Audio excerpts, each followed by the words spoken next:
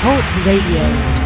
All right, I guess it's time for another episode of Working the Web to Win. Sounds like it to me. I'm Carl, this is Hector, and we're here to inform and entertain you about the Internet of Everything. Yeah, the Internet of Everything, that's right. Before we get real deep in the show, I'd like to give the callers our call-in number. It's 213-943-3808. That's 213-943-3808.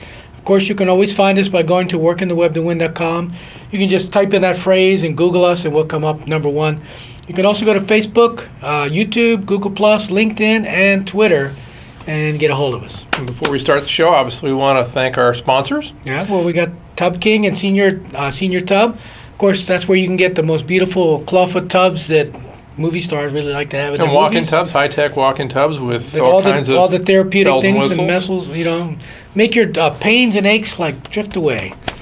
And also, of course, we have MedMasters. MedMasters, the first and best social network For the medical community, yeah. where you can find real-time opportunities and real-time results. Yeah, and in fact, it's free to join, which is nice. Yep. Yeah, so you can find their banners on our website, so feel free to click on over there and check them out.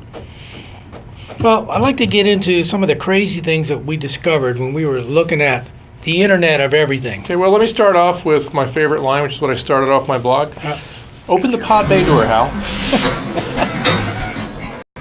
Open the pod bay doors, Hal. I'm sorry, Dave. I'm afraid I can't do that. What's the problem? I think you know what the problem is just as well as I do. What are you talking about, Hal?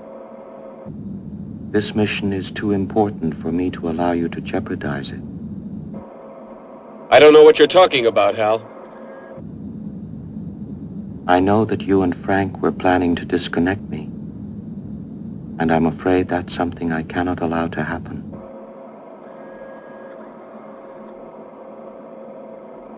Where the hell did you get that idea, Hal? Dave, although you took very thorough precautions in the pod against my hearing you, I could see your lips move.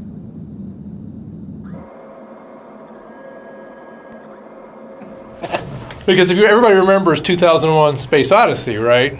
I mean, which was the ultimate in having what I would call computer technical difficulties, because the computer tried to, in fact, it did kill everybody, but the one lone dude, guy. right? And the computer essentially was in charge. Exactly, and that's exactly what they're trying to do with the Internet of Everything. Right. Is they're trying to make all of our machines self-aware. Yeah, they're not just trying to make them automated. The thing that people really need to understand is they're trying to make these machines understand what's going on, so they'll do our bidding, supposedly. Well, that's what Hal was supposed to do, right? he was supposed to do that. He was great up to that last scene, when he went crazy and just decided to kill everybody. Hal? Are you there, Hal? Affirmative, Dave. I read you. Yeah, I don't know. I mean, to me, every computer should have a really easy to find and use off button. Yeah. It was kind of hard to pull the plug on him. Yeah, so... But the problem today is, as you know, cloud computing is now all the rage. Not only isn't there an off button, you don't even know where the computer really is. Right. So that's when it really gets scary. And as usual, just like they convinced the poor schmoes that went up on the Discovery to Jupiter to check out the obelisk, was that they're doing this for our own good. That they're going to be making these devices so that they'll make things easier for us. They'll make more energy efficient and all those other kind of things. And well, they're certainly becoming more cost effective. Right. Because now they're not only built into things like automobiles and appliances, but they're actually building them into wearables. Well, the reason for that is they've had leaps and bounds in miniaturization for any kind of radio device, which includes things like GPS devices, Bluetooth, Wi-Fi, different type of censoring devices that have these little teeny radio transceivers that can communicate with other devices that have radio transceivers, and they're so small and cheap that now they can pretty much put them in your coffee cup and stuff. I mean, they're going to be putting them in everything. Even the batteries now, they're miniaturizing. I mean, they've actually got batteries the size of a grain of rice that they're using now. And they have solar chargers on them that are really small and all. So the whole thing of these machines being somewhat self-sufficient is really coming true. As a matter of fact, one of the first articles I read was, "Welcome our robotic overlords." The U.S. has more internet-enabled devices than people. Yeah. And that's really, it's not just the U.S. either. It's like the whole world. There are more internet-enabled devices than there are 7 billion people on the planet. And that's a pretty scary thing if you think about it. Yeah, but I mean, being internet enabled is one thing, but when they're self-aware and they start making decisions for us on their own, that's a whole nother can of worms. Well, they automatically do make, let's look at the typical security system. If you break a sensor, that sensor is going to then transmit to the control system, which then is going to tell it to do something else. So they're already making rudimentary decisions. It's just a matter of how self-aware they are, and how much control they have over your life. How much control, and whether you can reach the off button and just turn them off. So I keep thinking about that. We're way outnumbered, and look at Toto and say, Toto, where are we? We're not on we're not in Kansas. We're not in the same old Kansas that we used to be in. So it's something that people really have to start thinking about. Well, and we were even talking about the fact, because you and I have been around before the web. Right. You and I are around before the PC. Right. But now you've got kids that they're born, they're already wired for sound the day they're born. My son was born into a world that was web enabled. Yeah. And so he will never, unless everything comes crashing down, he will never know a world that's not web enabled. So it's normal to him. Right. It's like, this is the way it is. So, and I think if you even look at the other people we're talking to, like we were talking to Dave at lunch. Yeah. He's like, bring on more of this stuff. Yeah. So he's kind of like right at that cusp. We're old enough, wise enough to know you got to be, you have to take this stuff with a grain of salt, and you have to worry about the devil's in the details. What can they do? Embrace it. There's no well, it's like when we did the article on the Borg, when we say resistance is futile. But the reality is, there's lots of crazy stuff going on already. Last week we were talking about the Security and Surveillance Society. We talked about the refrigerator that was doing the denial of service attacks because somebody hacked the refrigerator. Yeah. I got this really cool article that has all kinds of things and all the emerging threats that you have to watch out for. And great picture, by the way. I don't know if the camera can see that. Those at home, they'll be able to see it on the TV show version. But you have this guy with, puppeteering all these different devices, including toasters and pop-up ovens and all kinds of other stuff. And in reality, that's the way it is. The people who went to the Olympics last week. Right. That's They fly in, they get off the plane, and all of a sudden, all their smart devices are hacked. Immediately. They Immediately. get out of the airport. It kind of reminds me, you ever go to the airport in Las Vegas? A lot of people lose their whole bankroll before they ever get through the airport because what's it loaded with? Slot machines. Slot machines, right? It's the same thing now. And now they have web-enabled slot machines that are smart. That's right. They can talk to you and say, no, you're not done yet. One more try. We take Visa. But yeah, they're getting off the plane now, and of course, with the hacking technology that's out there, everything that you got, your smartphones, your credit cards, all that stuff can be accessed as long as somebody's got the right device sitting close by. I found a pretty good article. It was on a blog called Security Beans, and it gives you very specific things to watch out for. So when you're getting off the plane, whether it's in Sochi or some other place, it says, do not use public Wi-Fi networks. Duh. Turn off your Bluetooth when not in use. Yeah. Be cautious when charging. And then if you do get compromised, obviously they tell you to call your bank and all that stuff. My thing is, you better have LifeLock before you go over there or to Vegas or just about any of these other places. I mean, again, you have to have your security in place. And what I would tell people, if you're going to go over there, use a dumb phone that'll work in the European networks, and don't use any of your other stuff. I mean, just go cold turkey. Yeah, well, which is really hard for some people. Yeah, for a lot of people, they can't be without their devices for more than like 5 minutes. So.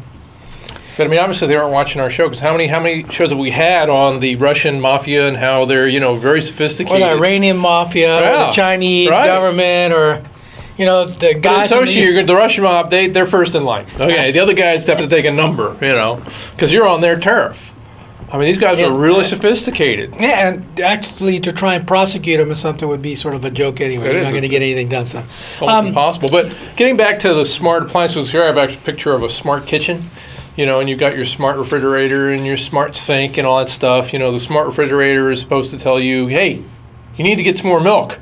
Or the expiration date on your cottage cheese has expired. One of them had that I read, I want to say it's FG or one of those guys. They're making a thing that you put your eggs in. So when you get down to the last 2 eggs, the carton calls home and says, hey, you need to get eggs. Call the chicken. So that's pretty wild. Again, I mean, I can see that's useful, especially if you eat a lot of eggs, you know. Yeah. Well, I mean, but how smart do you really need your appliances to be? Okay. Because I mean, we've already come up with this. One time, I remember coming into your office and you were yelling at your computer. Tell them why you were yelling at your computer. The computer was actually doing things on its own. I mean, they do that now. A simple example I can give anybody: if you have a smartphone and you start trying to text somebody, it's automatically trying to make decisions for you. And even if you type in the word properly, right. It's not uncommon for it to pick another word and put something else in there, and you'll get in trouble with your wife because you typed in something and it said something else like Sally or something. And she'll say, "Who's Sally?" I don't know who Sally is. So those kinds of things are pretty common. Rule number 1, do not let your wife get onto your smartphone. Jeez. I have to teach you guys everything.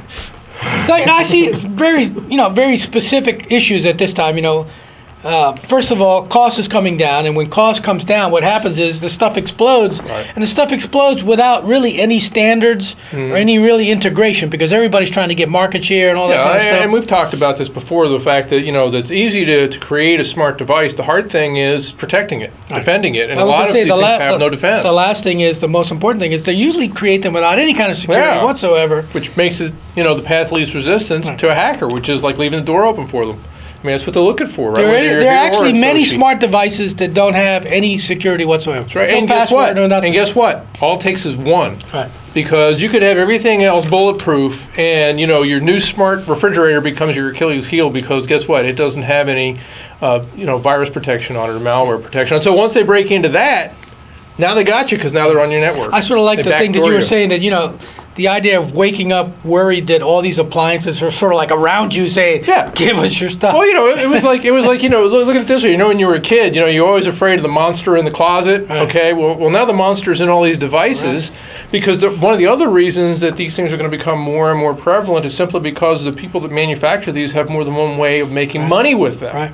Because guess what? Just like when you buy a computer or a tablet, as soon as you log on, what starts happening? You start popping up ads. Huh? Well, if you have a smart prescription bottle that tells you when it's time to buy your next order of prescription, how it's going to do that? It's going to communicate usually with your smartphone. Or it'll communicate through your Wi-Fi or some Bluetooth connection in your house, which is now integrated with your own cloud network attached server and all that other So kind of now stuff. whoever sold you that smart prescription bottle, now they have a way of delivering adware, which is another way for them to milk the cash cow. Right. So a lot of this drive right now is because there's a huge opportunity to make a lot of money, and of course, wherever there's a lot of honey, you got a lot of flies. That's right. And the flies I'm And a lot talking of about are all the criminals. a lot of bears. Criminals that can go after you. So, I mean, I started looking through all this stuff, and there's lots of different categories for smart devices. Obviously, you got all the personal devices, and you got your home entertainment devices and your smart home devices up to yin yang. I mean, if you just go into Office Depot, Home Depot or Lowe's or Best Buy or Tiger Direct, you see huge displays just for these small home smart devices. Yeah. And that's because there's a huge opportunity for them to make a lot of money there, and that's why they devote so much retail space to the idea. Yeah. So here's one article I picked up from Digital Trends, and in bold it says, "A bathroom cabinet that lets you know when it's running low on toilet paper could be worth its weight in gold." Or if you're in the woods, then you really need it, right? Well, again, how many devices do you want communicating to other devices in your house? And if you and now there's actually systems. AT&T, I pointed out in my blog, they actually have a consumer system that not only allows you to basically turn your house into a smart house to control most of the devices, including your thermostat, your doors, your locks, your sink, your faucet. Right. Via smart technology, but they also hook it into security systems. So guess what? When the hackers break into one, they can break into the whole thing. That's right. I mean, I think, when they come in the office, you think about, what do we have? Well, we really do have a lot of these things. So you got your smartphones and tablets and computers. But a lot of the printers operate on their own because they're now internet enabled. Right. How many times has your printer told you, tried to sell you ink? Right. It's time to get more ink. Epson says that we got it on sale. And so that comes up. Copiers are serviced that way. Cloud devices, there's lots of different ones. IP phone systems, thermostats, IP cameras, which are becoming very prevalent all over the place. But I really like the idea when you talked about the V2V technology, which is the automobile issue. because they want those devices to be self-aware. So the cars will be talking to each other. That's right. To try and stop each other from getting into accidents. Severe weather means a higher chance of crashes on the nation's highways today. But your next vehicle could be so smart, it might spot a threat before you do by talking with other cars. That's right. In Washington, Jeff Pegues shows us how the government plans to make the technology a reality on the road. Jeff, good morning. Good morning, Nora and Charlie. This technology will enable cars to anticipate events that humans just can't see up ahead. The cars in the future will be communicating or talking, giving drivers 360 degrees of protection, protecting the blind spot, protecting the front of the car.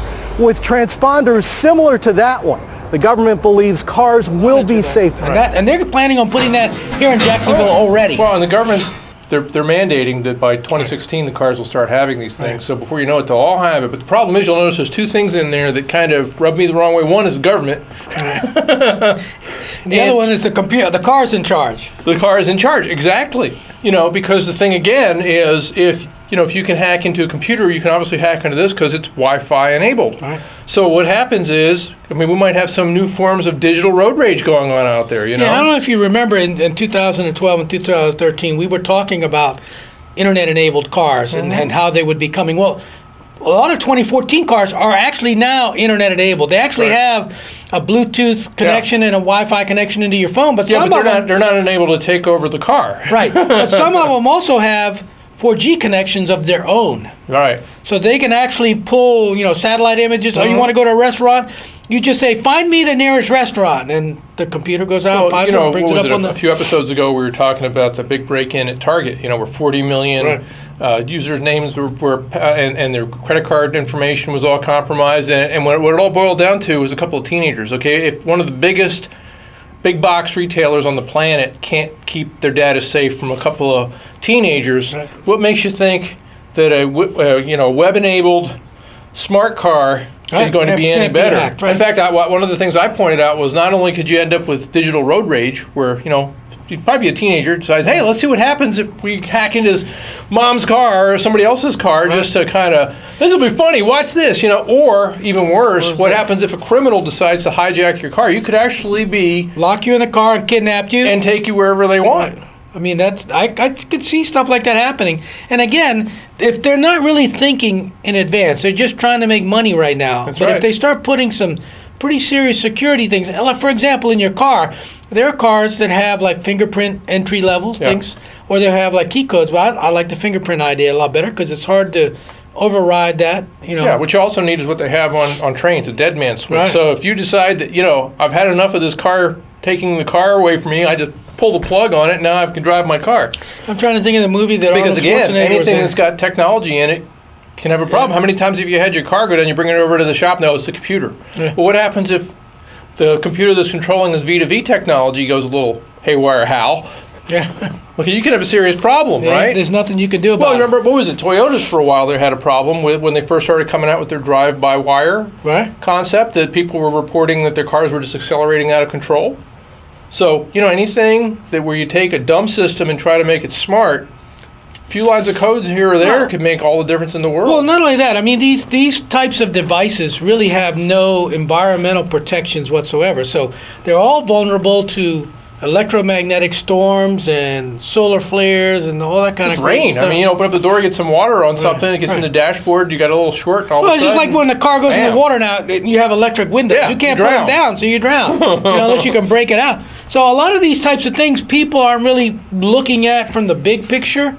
They're looking at it from the small convenience factor picture, and that's a big problem. As a matter of fact, a good way to understand that, if the people who went to CES this year, the 2013 version of it, 50% of the items that were shown were all web-enabled devices. Yeah. That was the new thing. Yeah. It was the old thing, but it was now web-enabled. Right. And again, when you think of the Xbox and all these other things, as a matter of fact, Sony and Nintendo, both companies that are sort of slowing down on their effects on our society, are now thinking about rebuilding themselves and being reborn as web-enabled companies. So Oh, sure. they'll make devices that make web-enabled products. Of course, they've already got the infrastructure to produce these things.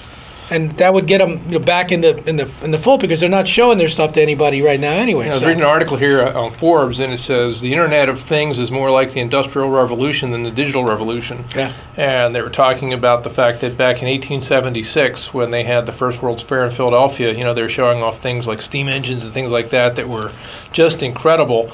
But that obviously gave the common man some ideas as to how technology could improve their life. But back then, the steam engine might have been a big thing, but the steam engine couldn't run away with you in an intersection. Well, again, a lot of these things were not. The real scary thing is the word self-aware. Right. Because again, in general, humans are not the most intelligent creatures on the planet. I mean, we do a lot of stupid things, and I'm not talking about myself personally. I'm talking about the other guy that I don't know. But, people do really a lot of stupid things. There's lots of murders. There's lots of theft. There's all kinds of crazy stuff going on. Dumb stuff. I mean, how many times do you hear... And we're the people who are creating these new beings, or, self-aware devices. And how smart we are to make them self-aware, and they're probably not going to be too smart. They're going to be as smart as a box of rocks. They can make lots of mistakes. Absolutely. So I see that becoming a huge problem for us in the not too distant future, unless the smartest guys in the room get all together and start thinking about the overall picture. Yeah, but the problem is the smartest guys in the room are usually the ones that embrace these technologies and want to build more of them, because what they use their smarts for is to make more money. Well, not only that, those people generally are going to use these devices and stuff in a beneficial way. They're not going to be using them to hack people's heart machines and stuff like that. And that's the real drawback that we have right now. Not only that some of these machines could go run amok and kill us by accident or something like that, you also have the criminal element on the planet that will really exploit these, because, again, people always take the path of least resistance, and if anything's a pain in the butt, they won't do it. So they won't protect. If they're not protecting their tablets and computers and smartphones right now, what makes us think they're going to protect the refrigerators and the toasters and the car and all those other things? Here's a little article I picked up from The Guardian, and it said, for anyone who's already nervous about drones fighting our wars, robots taking our jobs, and the fact that there are now more connected devices than people on the planet, the Internet of Things is yet more proof that machines might have more say over our lives than we want. Yeah, I remember last week's show, I was laughing when you made the joke about the V2V, and you had one in your car with your wife. That I was talking about the Terminator, and how at the end of the movie, the Terminators take over the planet because the web-enabled devices become self-aware. That's right. And take over the internet, and now we have lost control of everything. That's right. The only things that we had are manual things. Well, and that's where it's heading, because remember when we started off even with like the aerial drones, versus the Predator, where you've got somebody in Las Vegas flying a machine that's flying over Iraq or Afghanistan. Right. Well, now a lot of the drones are becoming autonomous. Right. They see a target and they said, "Oh, take it out, boop." That's right, and they can fly their entire mission by themselves. So like you said, once you get to a certain level of autonomy, then sooner or later the machines start to rebel. Well, I'll tell you one thing. There's a couple of good things that I did see, and one of them was British Telecom has announced that they're going to put in a filtering system with parental controls, so that you can control any device in the smart house, so that they can't call home and stuff like that. So at least somebody's thinking a little bit ahead. And there are other software packages that are already announcing that they're going to be trying to help integrate the smart home and the smart car and all these other things. But again, until we have some kind of standards or standardized way of doing this, and right now, since we're in the evolutionary stage of this whole process, it's going to be a big deal. Everybody's coming out with something. Like you said, there's no standards. Right, there's no standards. Everybody and their brother is coming out with things. It's kind of like when the first personal computers came out. Even just trying to program them. There's so many different languages and interfaces, and none of them could talk to each other. But the problem with the new ones is they all talk to each other. Well, I remember the first hard drives. There was 19 different types of standards for hard drives. They were breaking left and right and so on. Today, there's no voice standards on computers. There are a lot of different things that can make a big difference. But one of the things I would really like to see is hard off switches. Most computers today have what we call soft switches, so they're programmable switches. You could actually get a guy to program the computer, so if you hit the soft switch, it doesn't shut off. That's what I'm saying, like a dead man switch. Yes. So you just but the problem is, if you're using cloud computing, there is no computer. You know what I mean? It's on the air, right? That's exactly it. All you can do is cover the computer's ears. Right. You didn't hear that. Unfortunately, they haven't come up with a digital version of that yet. Well, I know that we're getting close to the end of the show here. I want to make sure that we plug our sponsors again. Again, I want to talk about MedMasters real quickly. That's the best social media network for the medical community. And again, you can go there and you can find jobs. You can make connections with other medical professionals. Recruiters can go out there and scour the net of people that are looking for jobs. Yeah, and you control this. It doesn't control you. Right. Again, I mean, they're really got a lot of really cool features. Candidates can upload their video resume, not just their written resume and so on. And I also want to talk a little bit about Tub King, and I know Senior Bath, because they got the specials on the walk-in tubs right now. Yeah, in fact, they've got their Valentine's Day special. And on top of that, they guarantee the lowest price, period, including shipping and everything. And that's one of the things. There's Well, it doesn't get any lower than free shipping. Right. So. Well, a lot of people play games with the pricing and all that kind of stuff, and they can guarantee the best price, including everything, for the same premium quality product. So I think that's something that a lot of people ought to be paying attention to. And again, if you're a designer or somebody who's really trying to spruce up their bathroom and they want to make something that looks really elegant, there's nothing like those clawfoot tubs because they just look phenomenally beautiful. I wanted to talk real quick about the radio show stats and everything. The first month of January, we actually had 30,000 plus downloads. That exceeds the entire first year of our radio show. So that shows you how far we've gone. Also, of course, the blog is doing big numbers. We're at, I want to say, 33,500 views. And we're averaging anywhere from 35 to 5,500 views per month. So those are big numbers and big milestones again for us. Because again, a lot of people have blogs out there that had 3 viewers, and it was their brother and sister and their mother. Right. So... Well, of course, we also broadcast this on YouTube as well now, so we're getting that as well. And again, even in the brand new YouTube channel, has a couple of them have got up 10,000 views. So, having said all that, I think that's the bulk of what I had. Okay. Next week, we're going to cover the actual title of our show is called "Is Big Data a Big Danger?" Because, like I said, all these web-enabled devices are all designed to do what?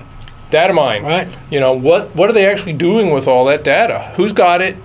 What does it mean to you, and how can it be used against you? In other words, not in your best interest. Yeah. And what can you do to protect, your privacy online? Yeah, and again, if you're paying attention to what we've been doing for about the first month of this year, is giving you a series of subjects that are literally interrelated, so that you can understand it from the big picture. We're trying to give you a little bite at a time, and that's what the show is all about. Yeah. Because like I said, the thing is the web grows so fast. I mean, it grows at an exponential rate, and just the devil's in the details, because that's why the last 3 episodes, they were interrelated, but they were literally on different topics, covering a different facet of the same monster, because that's what a lot of technology has become. It's like a multi-headed hydra. And you think you got a handle on one head, and the other one comes around and bites you. Yeah, and I would also tell our listeners, go to WorkingtheWeb.blogspot.com and click on the radio show notes page for January through June, December 2014, because there's a huge number of links there for all kinds of really useful information. So you can get a lot more detail, because again, you can only get so much detail out of half an hour show. So other than that, I think I really want to encourage people to read this week's blog, because again, a lot of detail in there that you're not going to get out of the radio show. And then definitely check out the TV show. There's always little things that, Nash sneaks into the show that are pretty cool, that's worth watching. And I'm thinking we're about ready to start doing our own contests. Okay, sounds like a good idea. So we'll get people to look for the Easter eggs, and if they find them, they'll win the Cupid doll. So we got about 16 seconds or so like that. I just want to say to our listeners, thank you for listening, and keep working the web to win.